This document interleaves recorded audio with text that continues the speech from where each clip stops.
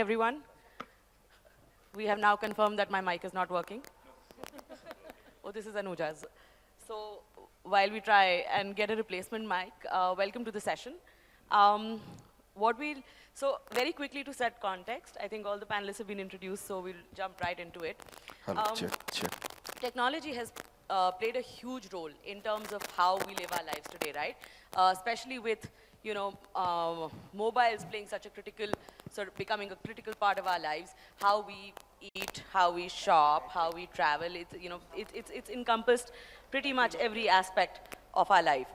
Now, while this development is happening, consumers today are also expecting a great deal of personalization, right? So I want to see content, food, clothes, travel options that are of relevance to me and that are, in my budget and that I want, right? So there is a great deal, there's a huge role that data plays in this entire journey. And today what we want to talk about with this very, very interesting and diverse panel is how marketers are actually looking at data and are able to create relevance for consumers through all their activities. And what is the role that AI actually plays in developing a bridge between the brand and its consumer.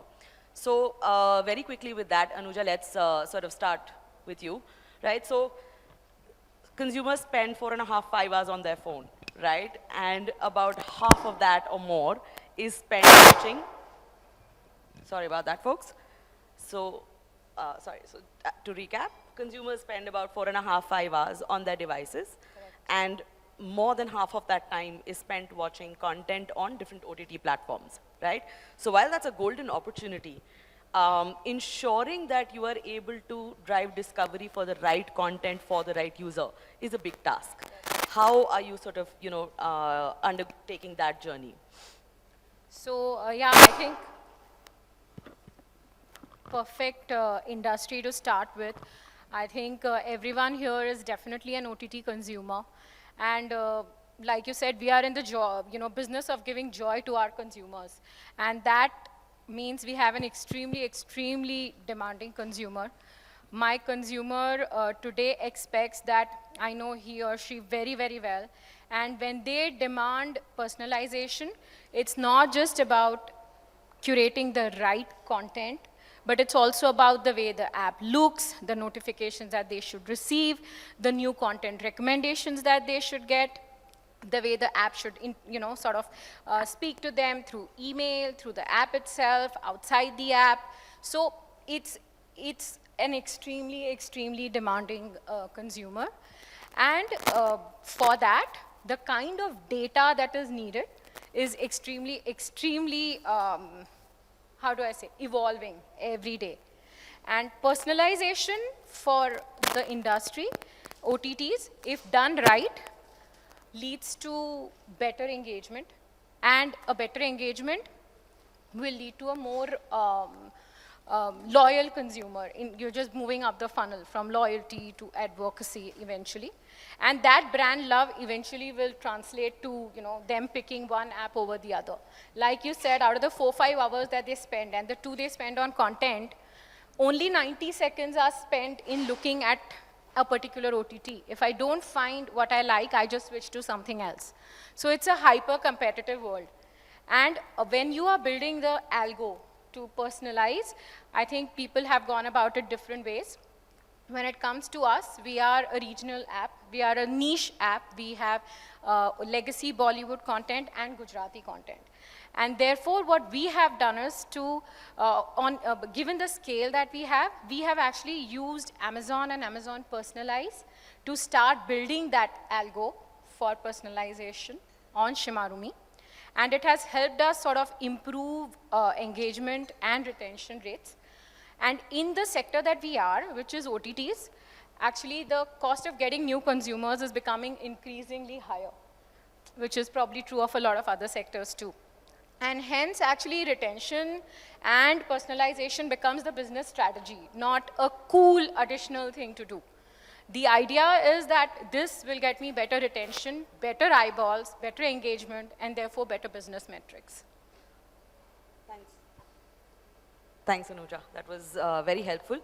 Quick follow-up for you. So you spoke a lot about how data personalization and how AI enabling that entire bit is Right. critical from a business strategy lens, right?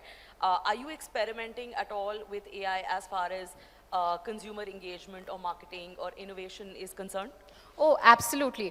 I think AI comes into the picture. So I think AI has sort of helped us do things faster, fail faster, and correct ourselves faster. So there are more copies that get created and tried when it comes to marketing, be it static copies, video copies, Reelsy versions of creatives. So a lot of that gets used in marketing. Then of course there's data that sits on Meta and Google platforms and how we use those to target our consumers right and retarget our consumers. So I think AI in creating our creatives, so right from top of the funnel, all the way to direct, sort of selecting the right consumer and targeting them right, all through the funnel, we've started using AI. Thank you. Sujay, we'll come to you next.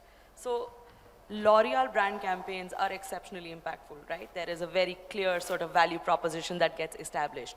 But if you look at, what consumers are asking for today, they've become incredibly specific about what they're searching for. And, I was chatting with a client yesterday and he spoke about how consumers are actually looking for specific ingredients in beauty products, right? So two-part question for you. How are you, leveraging data or AI to understand consumer preferences? And does AI contribute to innovation at L'Oreal at all?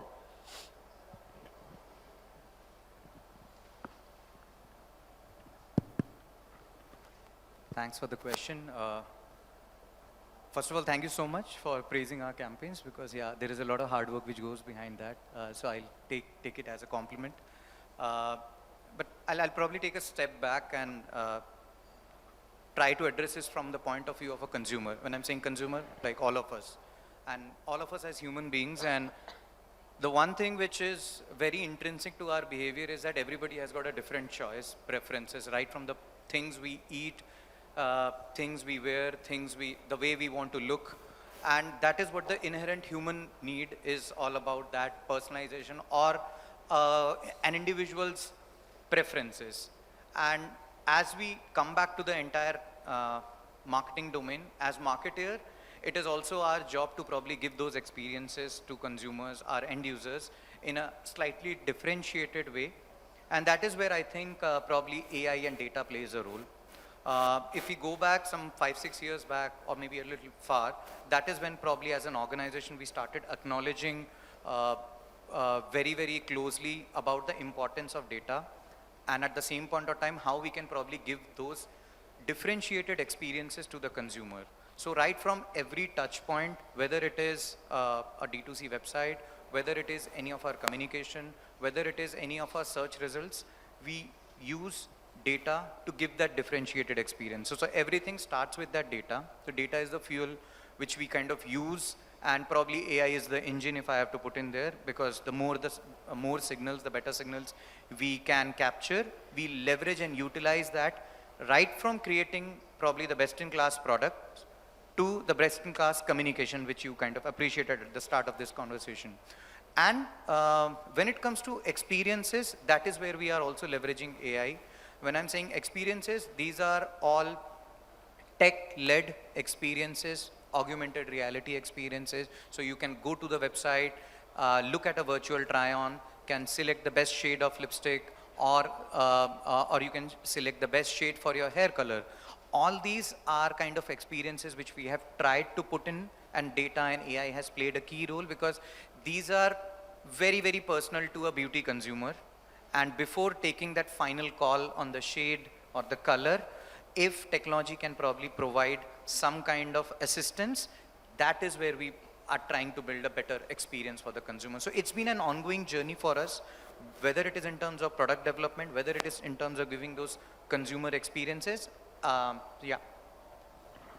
So what Sujay is not calling out very modestly is that L'Oreal has won multiple awards for the kind of innovative consumer engagement that they do on the back of AR and other technological technologies that they use. But you raise a really interesting point, right? And AI is for the last few months, AI has become a buzzword, right? But the reality is that AI has existed for years, right? For example, at glance, we leverage AI to understand consumer content preferences, and that's how we are surfacing content to consumers. The AI is the backbone of that. So, and you said something similar, right? That you have been from, from discovery to search to actual sort of, trying the product virtually. AI has played a critical role, technology has played a critical role. So, is there any difference in, how you're looking at that entire journey today versus how you were looking at it 5 years ago? Is there any incremental sort of shift towards leveraging AI? Absolutely. I think learning has been a constant path for us, and the great part is that with the new technologies, that learning curve has kind of become more steep for us. So as marketer also, we need to learn about it day in and day out and try to adapt, because not just we are learning, consumers are also learning. So when they are learning, they are very mindful of their choices. So right from their content consumption on OTT platform, if that has changed, that kind of changes our go-to market or our comm strategy. If consumers are searching it differently, then that also kind of gives us a lot of signal. And just before the panel, we were kind of discussing is that how we are kind of looking at those search trends to figure out whether a consumer is searching for an end benefit or a problem solution or an ingredient. Basis that, we are probably kind of changing our comms. Basis that, even basic things like a search copy and all is getting changed. We are leveraging things like dynamic creative optimization, so that if you are searching certain things, if you are from a certain geography or certain kind of signals which you have shown as a consumer, there is a certain amount of content which can be shown to you. So it is like consumer is there, there has to be a proper communication, there has to be a proper content and in a right context, if I have to put it like that.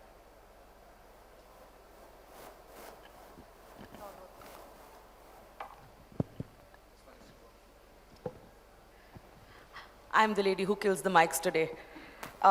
Thank you for that, Sujay. That's very interesting to hear. Priyanka, our next sort of question is for you. You work for an automotive manufacturer, right? And the consumer sort of journey in terms of from discovery to actual, engagement or consideration or actually building intent is far more intensive and nuanced, right? So how are you sort of leveraging AI to be able to engage with consumers at different touch points? Thanks, Devika. So guys, I work for Bajaj Auto.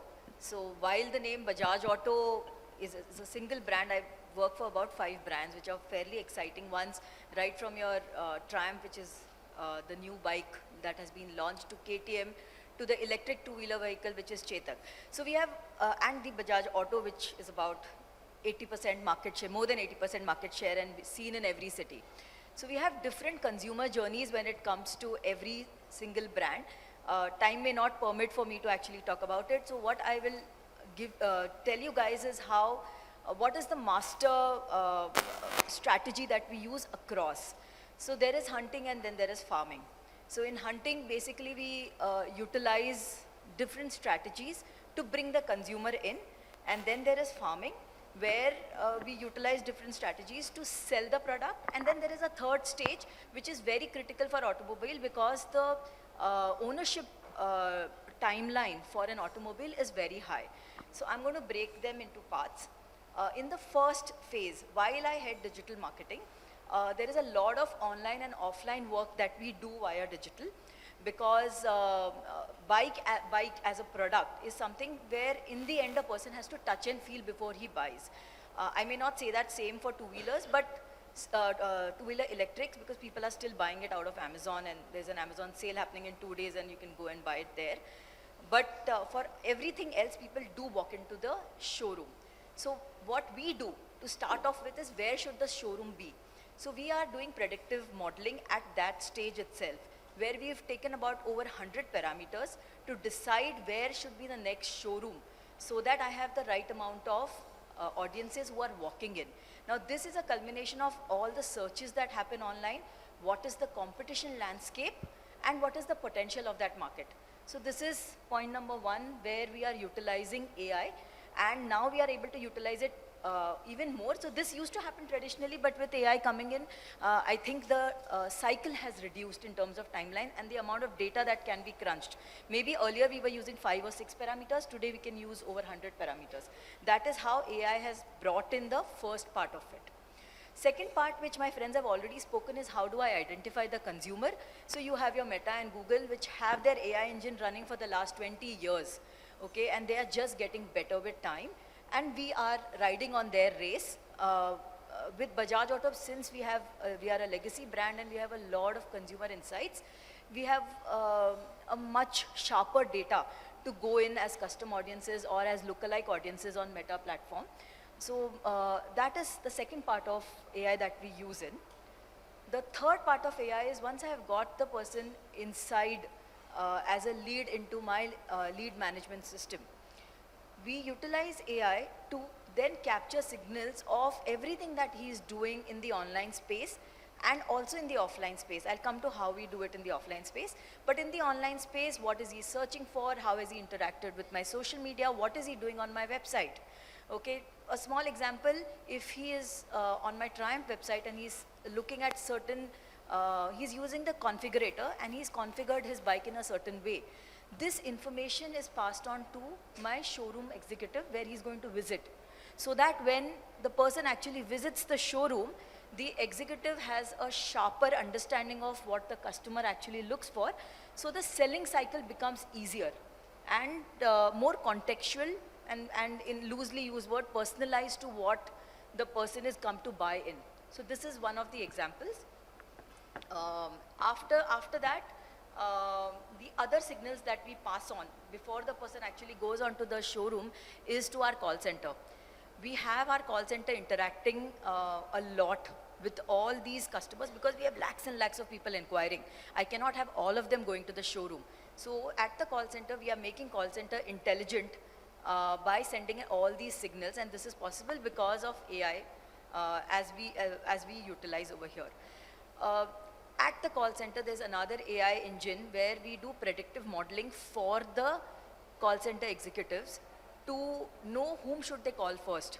Because there is an array of people who have inquired, I cannot tell you, it's a proprietary algorithm that we utilize to basically classify as hot, warm, cold. All leads are called, but there is a strategy to call, and we've seen through our funnels that there is huge amount of conversion that happens if you follow that funnel. So that part of it. Now, once the sale happens, we use predictive modeling to understand and delight the customer that your next service is due. Because we make huge amount of money when it comes to the servicing, spare parts. So there is data crunching that happens to basically tell you that which is the next service due for the next person. So that is where again we utilize data. So I think I can keep going on and on the way we've actually utilized, but I'm going to pause here. If you want to know anything more, I'm around till evening. You all can, deep dive into every section of it. That's me. No, it just doesn't like. Hello.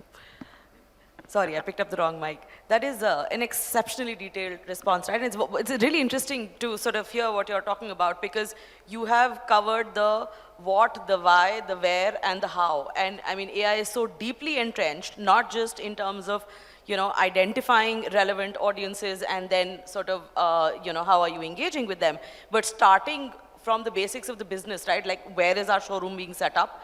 To how are we speaking to the right audience, and then once we are able to identify a lead, how are we engaging with him to optimize conversion? That's really interesting.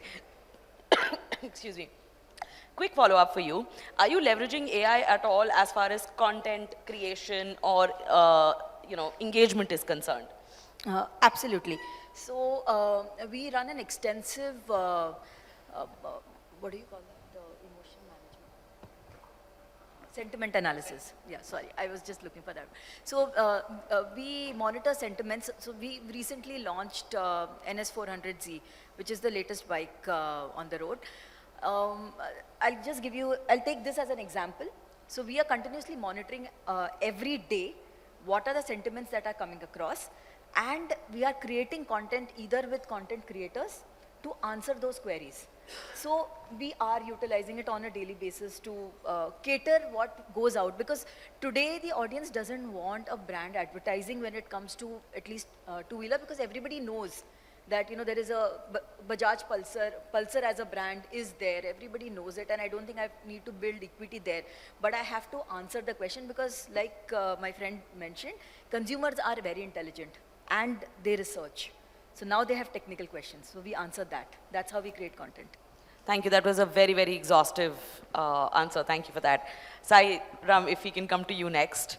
We're sort of moving to the other side of the table, right? Because you're in a position where you're dealing with tens and hundreds of clients, right? And that sort of puts you in a position where you are actually evaluating goals across different industries, nuanced for specific clients. You have to deliver on specific business objectives for each of those clients. And there is a certain role that media plays in that, right? So how are you, from an agency lens, looking at data? One, from a media perspective, and two, from, how does that actually dial back into any business-led initiatives that clients need to sort of adopt? Sure. See, first and foremost, I think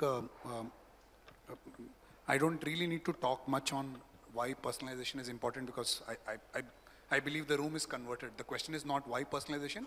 The question more is how should I do personalization, or what are the elements I need to be cognizant of before I get into that journey. For us, this entire intersection of personalization and artificial intelligence is a very, very important element for us to help our clients and to help them drive business outcomes. So I'll structure it in 3 different pillars. The first is essentially what we call creating experiences, creating better consumer experiences. Second is what is like the bread and butter for the industry that I represent, which is making better media plans, which is the entire planning as a mechanism.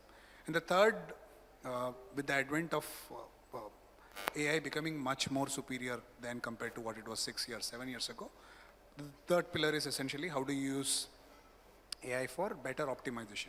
So first I will talk about experiences. I think most of the people have covered it in some form, and I think the audience also is fairly knowledgeable. They would have seen various works, whether it is like Shah Rukh Khan and Cadbury, I'm not just another Cadbury ad, or similarly when Ranveer Singh, for the launch of Colors, he came and said you can go customize and he will call you by your name, inviting you for the launch of the first episode.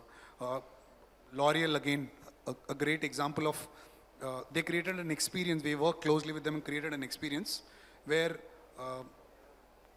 the consumer can come and give some details about them, saying what is their skin type and some other details, and then recommendation is done basis their personalized requirement, their personalized problems, solution space kind of thing. Similarly, so many other brands. I mean, people might be thinking, is personalization relevant for a mass tea brand like Tata Tea, but very much relevant where, we had access to some consumers, and then we managed to create a very customized and personalized messaging in the context of Lori. So basically 3 things coming together, right? The relevant audiences, the relevant content, and in the relevant context, all coming together. And relevancy is very critical because consumer is bombarded with so many ads. So the experiences section is where I think today, because I also represent a global network, which is like working with different big partners and hence has access to so much data, that we are able to create a beautiful experience by bringing together AI and human intelligence together, right? End of day, it has to be between both. It's not a either or kind of thing.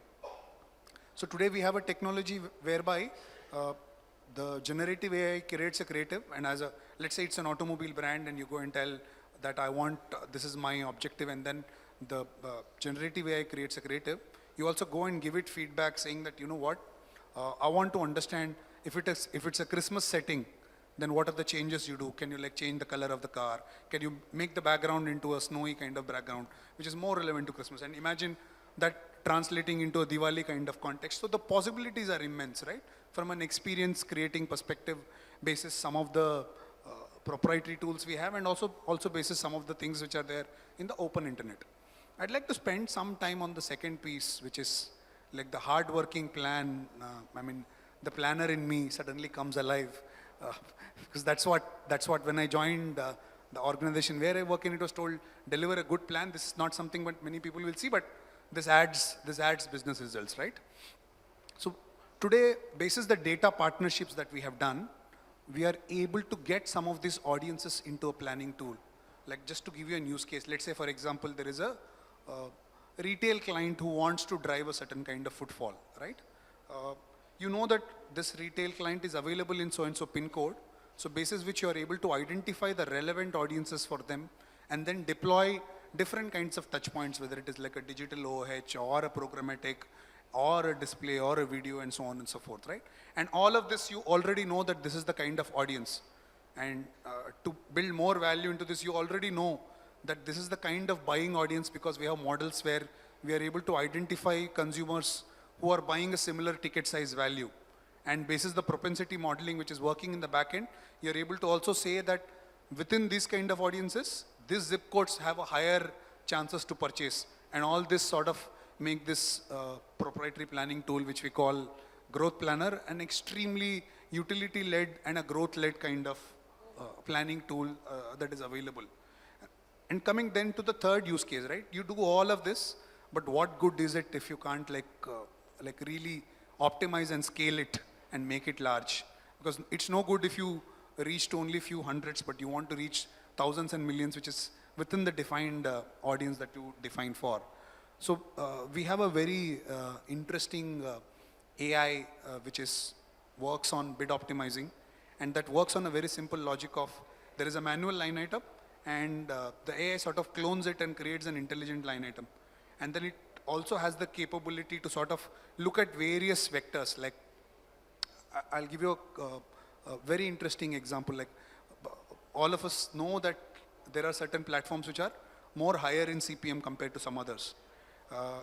And we know basis the research that there are some effective channels, and I'm not saying efficiency, there are some effective channels, and you can use that as a filter for this optimization to go. Optimization does not necessarily mean you have to reduce the cost per whatever is the buying unit.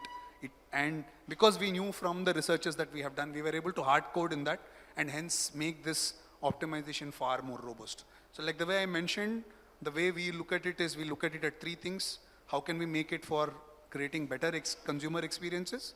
How can we make it, how can we make the plans better so that we reach to the relevant audiences in the relevant context? And how can we optimize all this to drive business outcomes? That's the way we see this entire journey. So for the second and the third point that you mentioned that how can we make plans better and how can we optimize? AI is basically playing the role of an enabler, right? Which is, if I get that right. Yeah, absolutely, absolutely. So just going through all of this data much faster, being able to optimize faster, and change and course correct better. Yeah, I think the great thing is AI is helping us visualize dimensions which we were not able to.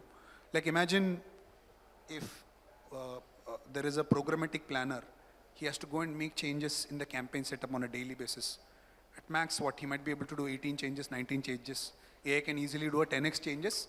Basis the goal that you have defined, right? And with knowing some of the things which are already sitting in history, that you don't need to make so many changes, but you need to make the changes which are relevant, keeping in mind what is the outcome. So I think there is a beautiful times that we live in where the good juxtaposition of AI and human intelligence coming together. And frankly, I know that there is a bit of a Skynet is coming kind of fear which is there in a certain set of people, but it's people who can work with systems like this and make it better that will sort of leapfrog into the next level of how things move. Thank you, sir. And I think it's really interesting that you brought up the point about generative AI as well and how that's sort of leading into building consumer experiences that are innovative and creative, and you gave really nice examples. Folks, our time is up, but we will just take 2 more minutes and ask Reena one quick question. Again, you come from a very, very different context, right? And you are making adhesives today for industries ranging from shoes to airplanes, right? What is the role data and AI that plays in this journey? How are you looking at B2B marketing, and if you can talk a little bit about that. Sure, Devika, thanks for that question. So I represent Henkel and I'm part of the global digital transformation team. And like Devika mentioned, we have several businesses. Henkel is a $22.5 billion business, and adhesives contribute to almost 50% of this business.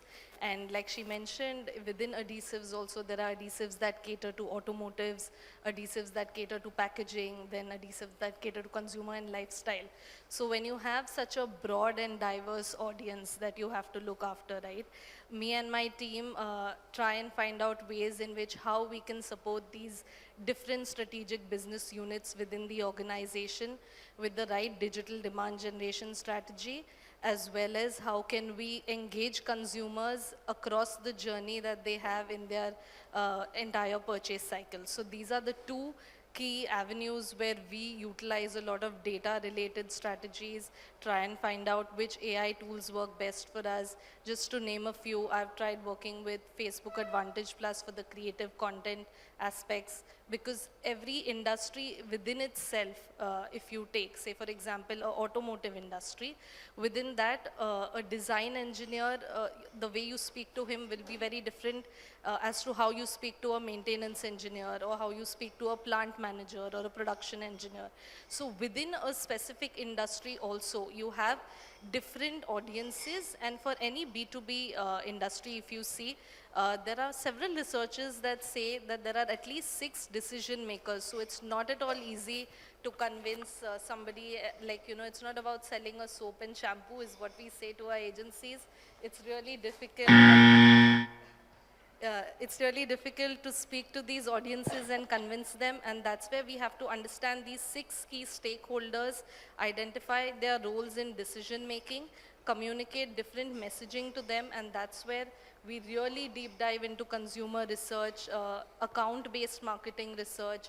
And since I work with global teams, there are several cases where AI has helped us make 600 calls to the number of leads that are coming in.